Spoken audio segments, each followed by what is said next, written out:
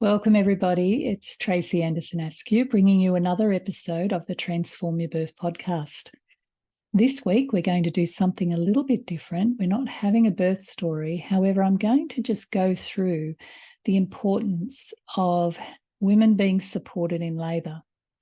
And I'm going to help you to understand what support women actually need in labour. So if you're a birthing woman, you may want to take some notes. If you're a partner to a birthing woman or someone who's going to attend the birth of a friend, this episode is very much for you and very much worth listening to. Okay, now, when women feel safe, loved and supported, they labour really, really well.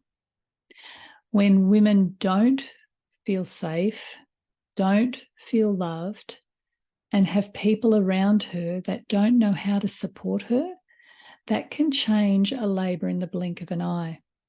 If you've got a partner or someone close to you who's feeling very, very overwhelmed, stressed, doesn't understand the experience, and brings that stress into the labour room, that stress is contagious.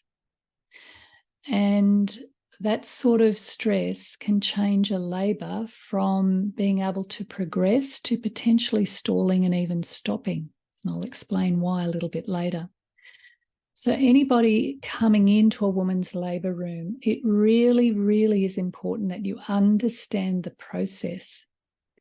Now, in understanding the process, it can take preparation. Not everybody likes to read the books and not everybody wants to go to the hospital classes.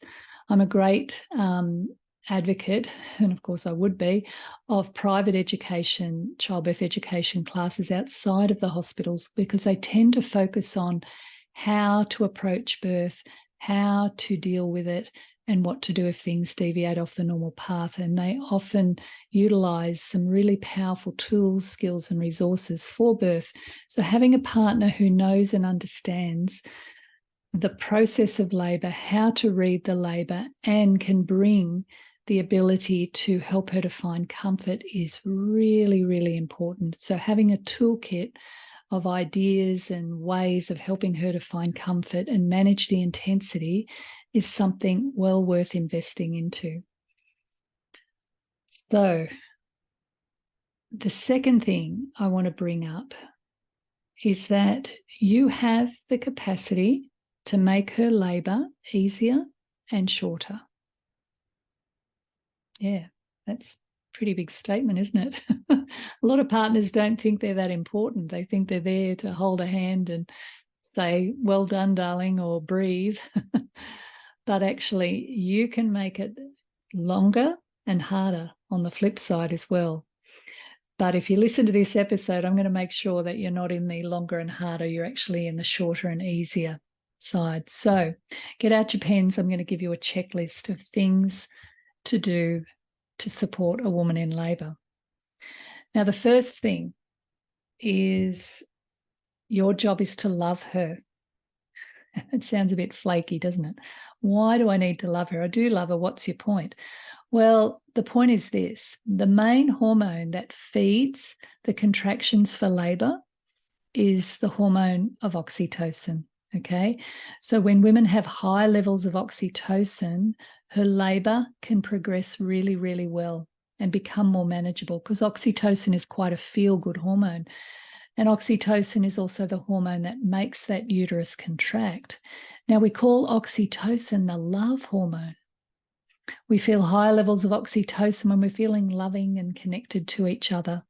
We have high levels of oxytocin during sex, during orgasm, during breastfeeding. These are all moments of real connection that are important to that woman in labour. So in order for her to have high levels of oxytocin, she needs to feel loved. So what does that look like in the labour room? Well, it's important that you let her know you've got her back. Now, sometimes labour can be very overwhelming for partners, and they can feel themselves withdrawing because of the intensity, not sure what to do, maybe happy to hand it over to the midwives. But often midwives are way too busy to help a woman find comfort. So they sit in the corner and potentially play a game of Angry Birds You don't want to do that, because if you're disconnected, what are you communicating to her? That you're not there for her. You haven't got her back. And essentially what you're doing is you're pulling out the hose of oxytocin that you could be pumping into her body by being loving and attentive. And now it's all over the floor while you're playing Angry Birds. So you don't want to do that. You want to really let her know how amazing she is, how much you love her, and do your best to help her find comfort. That level of care and connection will really support those oxytocin levels. So that's point number one. The second thing on your list is to trust and believe in her. Now, the carers can't really afford to trust her because they've got to protect her and make sure that things aren't going wrong. But you can trust her. Your job is to let her know that she's amazing. And every now and then you want to just say a few little things like that. Let them fall off your tongue. I think you're incredible. You're doing such a great job. You're so strong. Every time she hears those sorts of comments, it kind of fuels her tank. It puffs her up. She wants to impress you. She wants to rise to the occasion. And when people outside of her let her know that, that's really, really powerful. Now, you don't want to say it every contraction, because if you overcook it, she might want to smack you. You don't want to overcook it, but you don't want to undercook it either. Don't just think it. Let it fall off your tongue. Let it come out of your mouth and from your heart.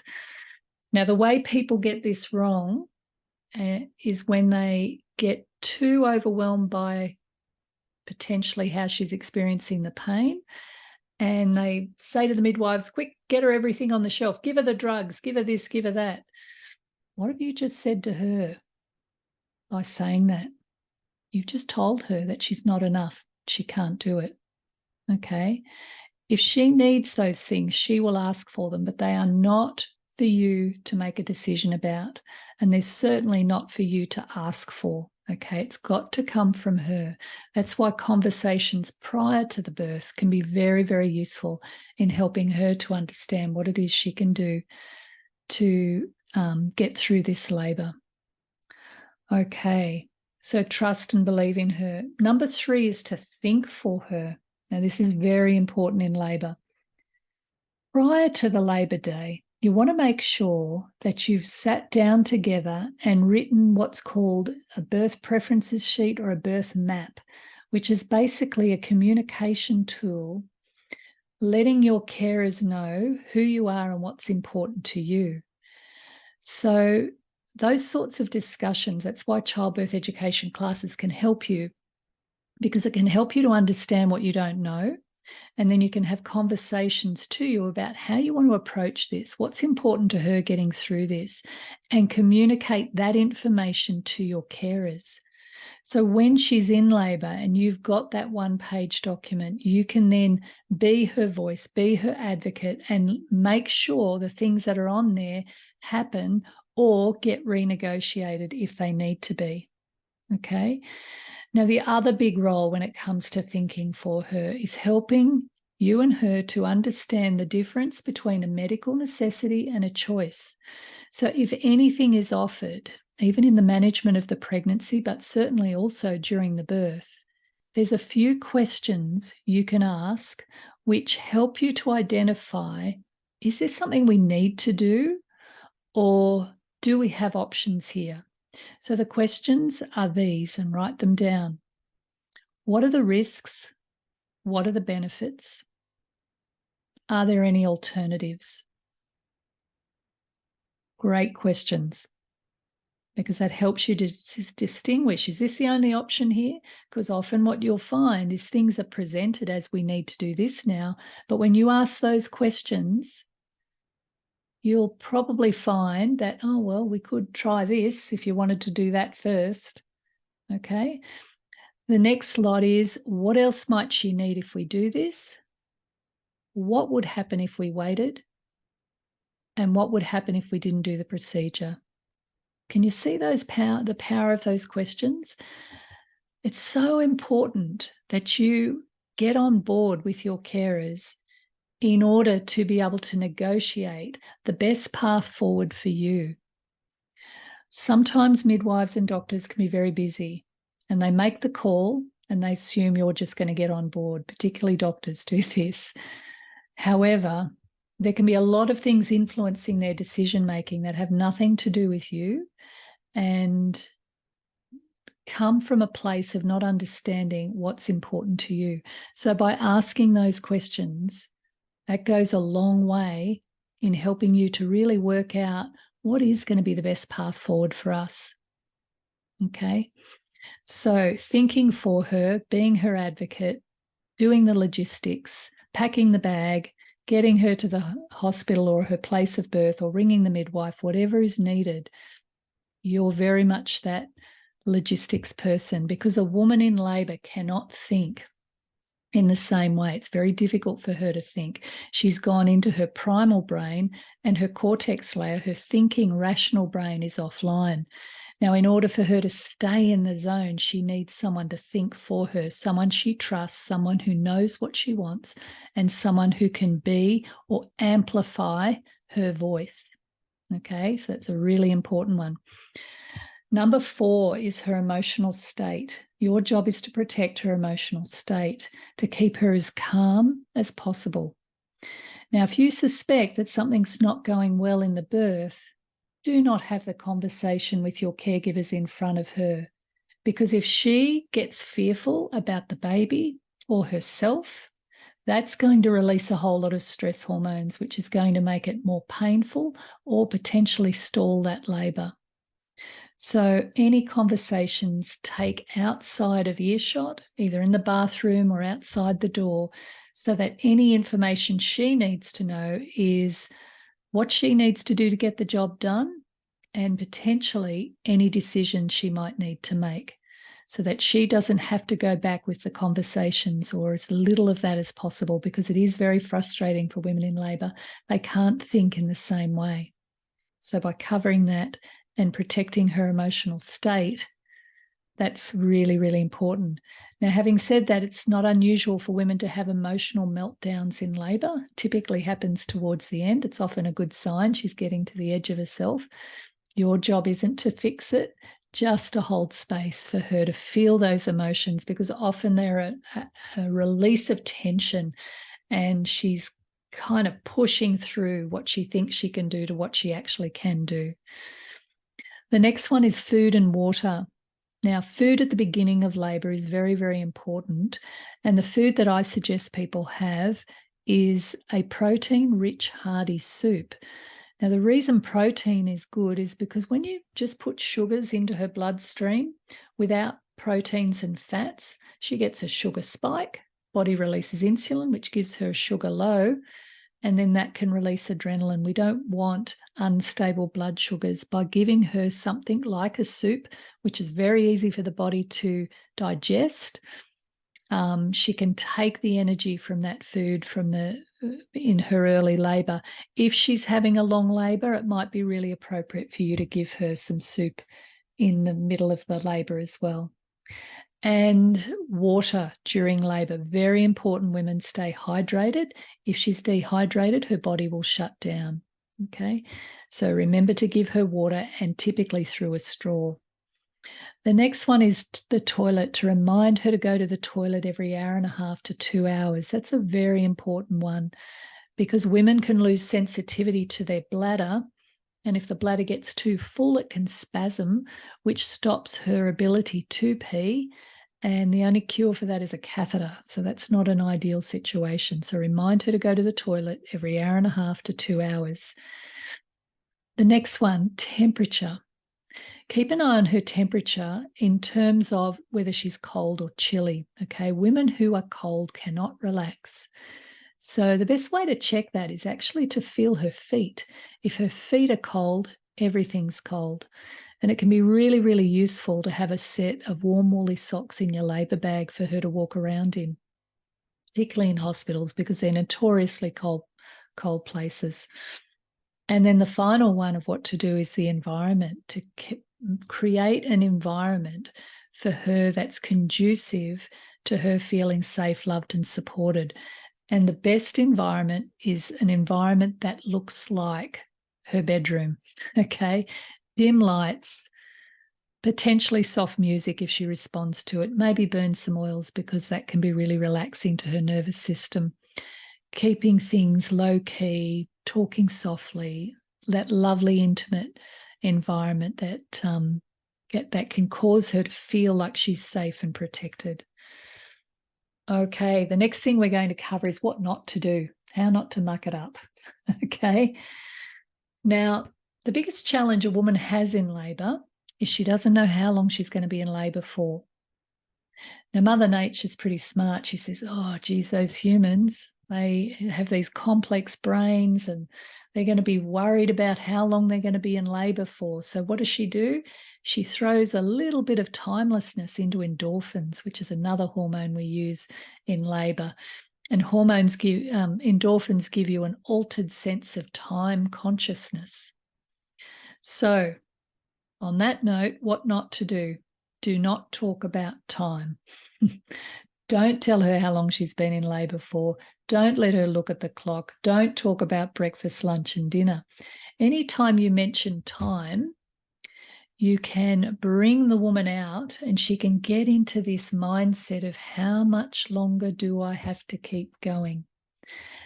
And because she doesn't know how long the labour is going to be, that can really mess with her and her ability to surrender to this contraction right here, right now.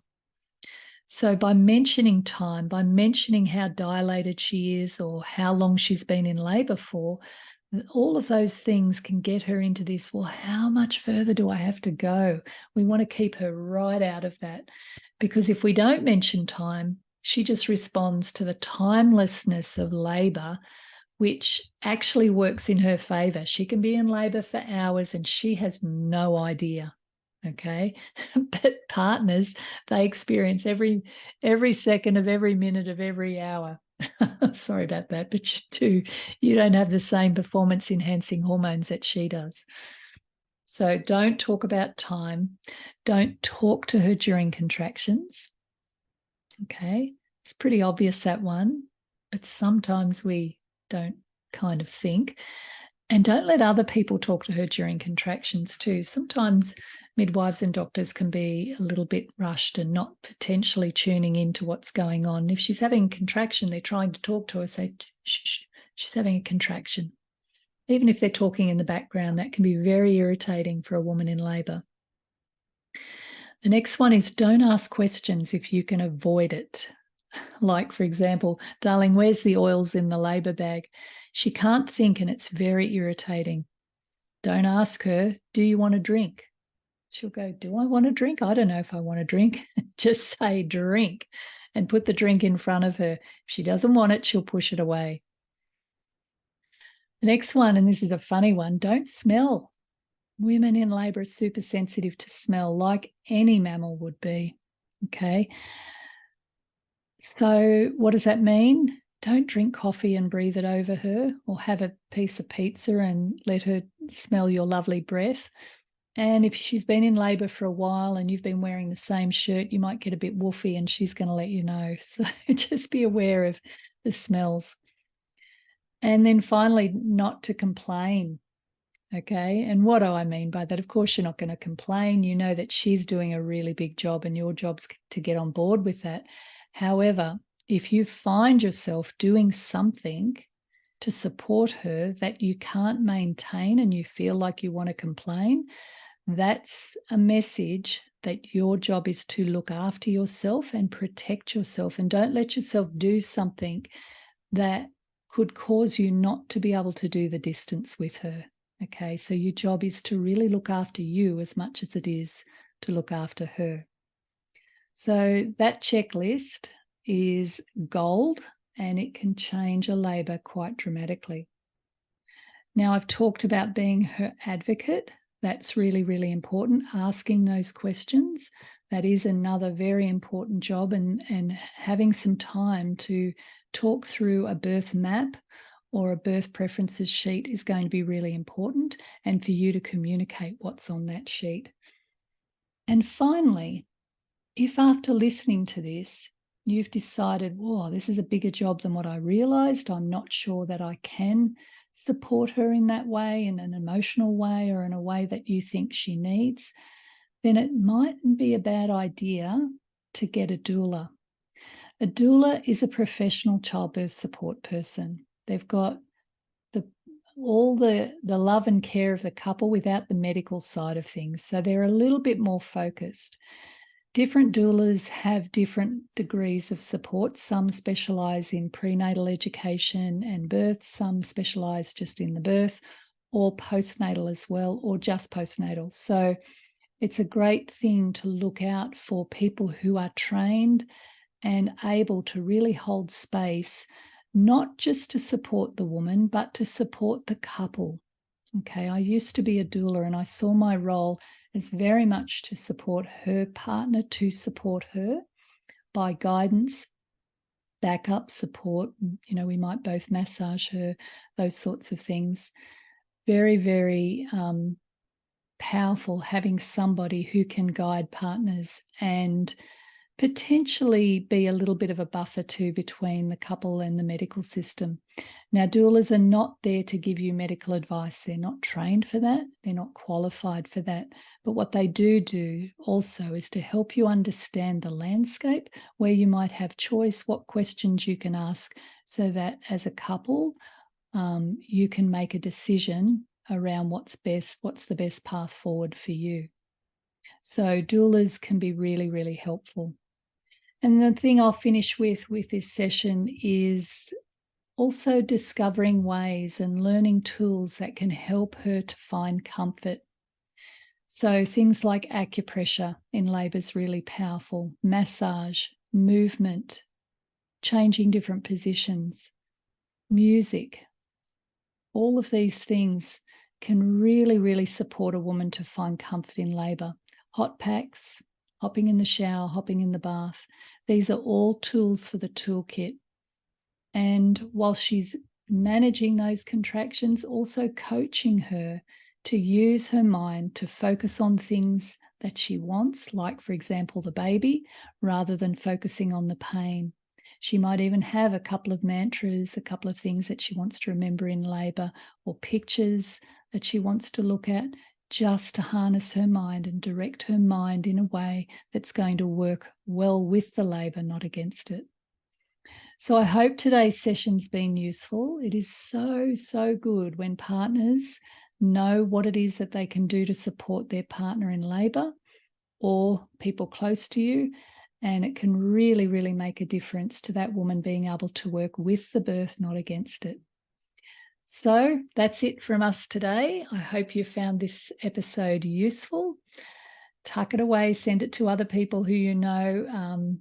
If you've got friends who are supporting their beloved to give birth, then it's a great little resource to send on. And we'll be back with you next week with another birth story. Have a great day. See you later.